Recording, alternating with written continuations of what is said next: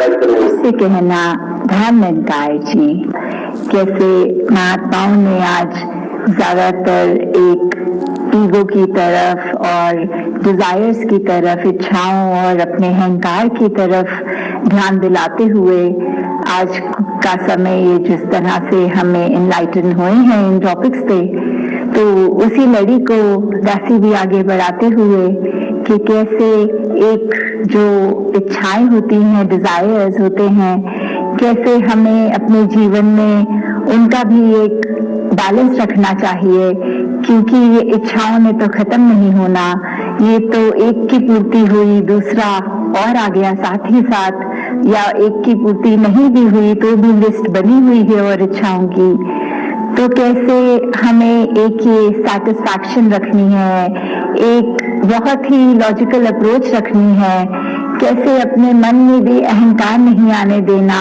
क्योंकि ये इच्छाएं भी ज्यादातर जो हमें हानि की तरफ ले जाने वाली इच्छाएं होती हैं वो अहंकार से ही जन्म लेती हैं। तो दासी के ख्याल में एक कहानी जो आ रही है आपसे साझा करेगी कि कैसे एक बार एक राजा था और उसकी प्रजा में एक भिखारी था। तो राजा ने सोचा कि इस भिखारी का बर्तन कोई नहीं भर पाता, वो आज मैं पूरा भर दूंगा। तो जैसे ही वो भिखारी राजा के सामने आया, राजा ने अपनी सारी धन दौलत, अपने सारे कीमती मोती, डायमंड्स, जो जो भी था सब डाल दिया, पर उसका बर्तन वो भरा नहीं।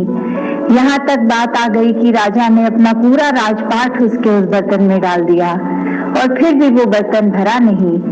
तो फिर जैसे ही राजा ने उस भिखारी से प्रश्न किया कि ये आपका बर्तन जिसमें इतना कुछ डल गया फिर भी क्यों नहीं भर पाया, तो वो भिखारी ये बोला कि राजा, मेरा ये जो बर्तन है ये एक ह्यूमन डिजायर से बना हुआ है। ये जो उसका मटेरियल है बर्तन का वो इच्छाएं हैं और इच्छाओं ने तो खत्म नहीं होना। तो वैसे ही बात की ये देने वाला दाता, ये राजा के रूप में अगर उसको सिंबोलिज्म रखा, तो कैसे ये दाता भी हमको हर पल देता जा रहा है, पर हमारी झोली हम उस नजर से एक उस तरह की इच्छाएं रखते हैं, फिर भी नाशुक्र हो जाते हैं। एक अपना कंटेंटेड होने के तो बजाय शुक्राना तक नहीं करते, हमारी इच्छाएं बढ़ती ही जाती हैं। तो कैसे हमने अपने आप को एक उस तरह मन को भी काबू करना है, अपनी इच्छाओं को भी सीमित करना है। तो वही बात एक शायर ने भी अपने वर्ड्स में लिखा है कि हसरतों का हो गया है दिल में इस तरह हजूम, सांस ढूंढती है रास्ता आने जाने के लिए। तो हजूम एक क्राउड, एक गैदरिंग, उस तरह एक भीड़ का जो वर्ड है कि कैसे हमारे इतने हसरतें, ख्वाहिशें, डिजायर्स अपने हम ये मन में बना चुके हैं कि एक शायर के भाव की एक सांस भी अब अटक रही है हमारे शरीर में, वो भी खुल के नहीं ले पा रहे हैं, क्योंकि इतना कुछ हमारी इच्छाओं ने ही टेक ओवर कर लिया है। हम एक अपने इच्छाओं के तले इतना दब गए हैं कि सांस भी घुट घुट के ले रहे हैं। और सांस तो 1% मान लें रास्ता जैसे तैसे बना ही लेगी, पर कहीं ऐसे तो नहीं हमने इतनी इच्छाएं अपनी बढ़ा ली हैं कि हमने निराकार को ही दूर कर दिया है। हम एक मटीरियलिस्टिक इच्छाओं में अपनी इस जीवन काल जीते जी जो सिर्फ काटना है उसकी इच्छाओं में इतने बंध गए हैं कि जो निरंकार अंग संग सदैव रहने वाला उसी को भुला गए हैं। तो ये इच्छाएं भी अगर और सोचा जाए गहराइयों में, तो क्या हर तरह की इच्छा, हर तरह का डिजायर, क्या ये बुरा है? तो अगर हम उस तरह देखें कि आज अगर हमारी सेहत ठीक नहीं है, हम निराकार से अरदास करते हुए ये कि दातार सेहत बख्श दो ताकि हम दौड़ दौड़ के सेवा कर सकें, या कोई ऐसी इच्छा कि हम अपने कुछ परिवार के सदस्यों से कुछ समय से नहीं मिल पाए, वो मुलाकात हो जाए, इस तरह की जो इच्छाएं हैं या उनका, और एक जो डार्क डिजायर्स होते हैं, डार्क डिजायर्स और इन इच्छाओं में बहुत फर्क है। ये वाली इच्छाएं तो सिर्फ एक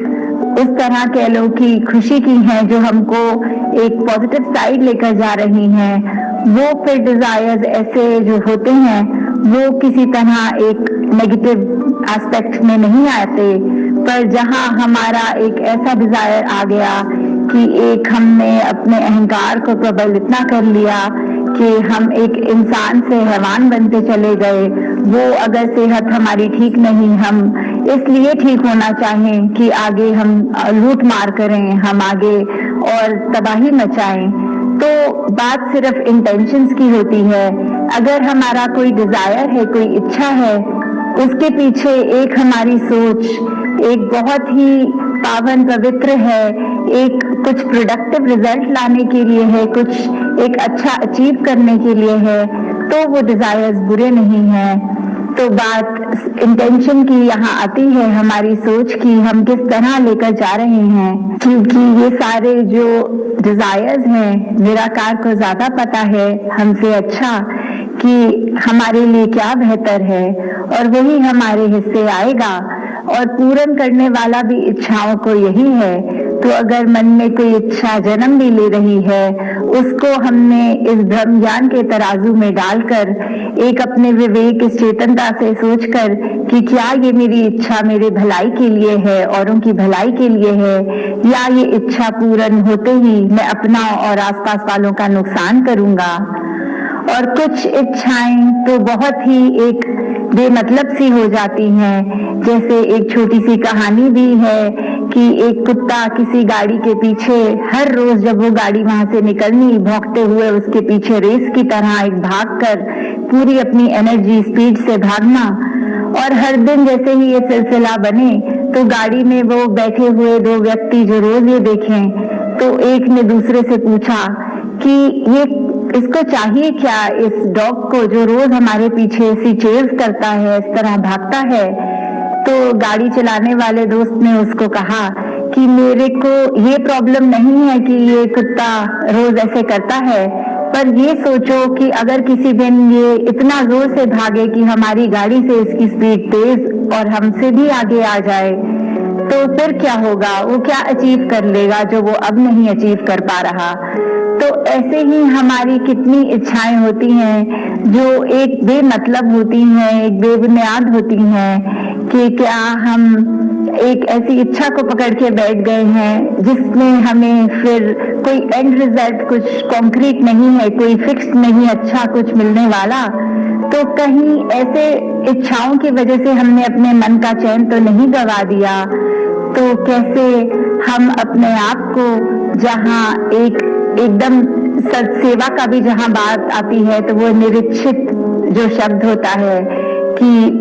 एक इच्छा के बिना उस स्टेज तक लाना कि बिल्कुल डिजायरलेस भी नहीं कहना कि हम हो गए या उस तरह,